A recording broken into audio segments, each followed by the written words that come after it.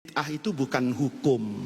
Hukum itu wajib, hukum itu sunnah, hukum itu makruh, hukum itu mubah. Tidak ada hukum itu bid'ah.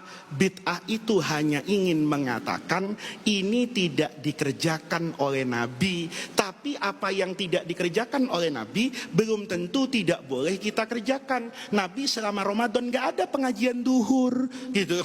Maka kita semua ini masuk neraka, Pak, karena mengada-ngadakan ada pengajian duhur dibuat harinya Sabtu Minggu lagi, ya kan? Hari-hari yang mungkin diagungkan oleh agama lain. Lihat, Pak. Nah, ini kan sederhana kalau kita mau rendah hati, punya akhlak. Ya kalau masih dokter puskesmas itu ya jangan banyak-banyak berfatwa lah. Tunggu dokter spesialis, bukan sombong-sombongan, Pak. Bapak berobat aja hati-hati, kok milih dokter? Masa sekarang milih guru nggak hati-hati? Tanya rekam jejaknya, belajarnya, sehingga dia tahu adonan ini kayak apa. Begitu Umar ngomong bi nikmal, orang yang ngaji bahasa Arab tuh tahu, Pak. Nikma itu dalam bahasa Arab untuk yang baik. Kalau yang jelek itu bisa. Ini kalau ada orang laki-laki, sebagus-bagusnya orang laki si fulan, ni'mar rajul, sebagus-bagusnya laki ini. Kalau sejelek-jeleknya bisa ar-rajul. Maka Pak, kalau kita rendah hati, enak. Oh iya ya, bid'ah itu kuncinya apa? Kuncinya payung hukum besarnya.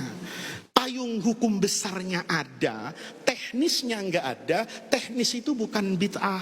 Inna nahnu nazzalna dzikra wa inna lahu lahafidun. Saya jaga Quran ini. Penjagaan Quran di masa Nabi dengan sekarang beda.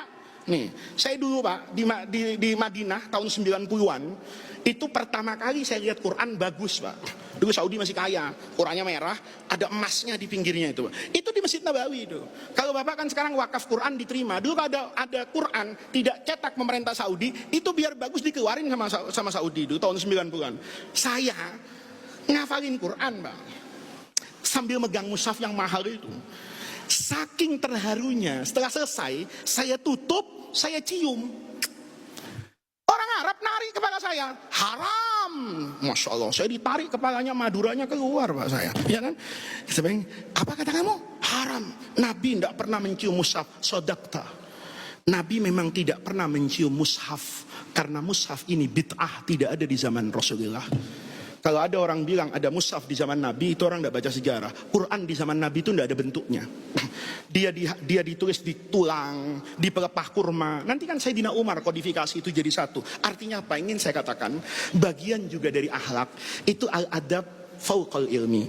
Kalau kita merasa ada orang yang kita kenal di masyarakat dikatakan ngerti agama, kalau terjadi perbedaan itu jangan kemudian ditinggal dan dihantam. Boleh jadi sudut pandangnya yang berbeda.